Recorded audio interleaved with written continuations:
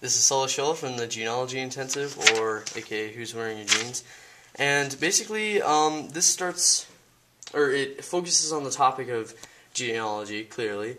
And you're using Ancestry.com to find out our genealogy, or who we descend from, our ancestors, and so forth. So I'll start with the my grandma's side of the family, or my mom's. It descends from my grandma.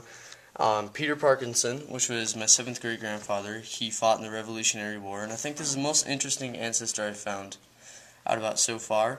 He lived through the Revolutionary War, and he also helped protect the state as well. And we'll move on to this. This is a document showing his plot of land that he owned, and I'm not sure who currently owns it right now, but it's pretty interesting because it has a side diagram, and it explains a few things about Peter Parkinson. It's in insane cursive though, so it's really hard to figure out what it's actually trying to say.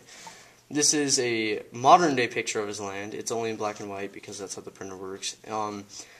As you can see, there's a lake in the middle. It's pretty nice land. And this is a census, which I think it has my... It's a few greats grandfather, William Parkinson, who came over to see, I can't remember what exactly the details, but that is a census explaining this. This is a population chart. This also has part of the Parkinsons on it. A lot of these documents you'll be seeing as I go through here are all the Parkinson side.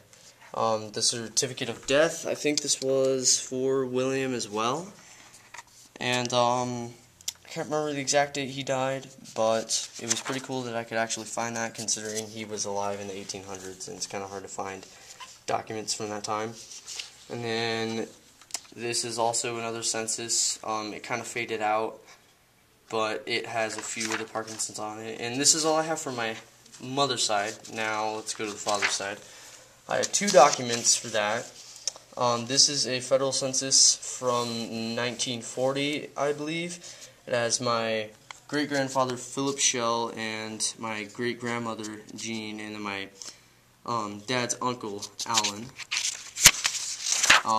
And then this is Michael Shell, my grandfather's obituary, and this concludes of a lot of my relatives in this little side here. And then I'll spend the I'll explain how genealogy works, or at least Ancestry.com, how it traces it. Let's go back here. Let's look at that. So basically how Ancestry.com works is you pick yourself, you start a family tree, you take what you know from about, I'd say 1940, when they first did a population schedule, check. And you can see what some of those look like here, right there.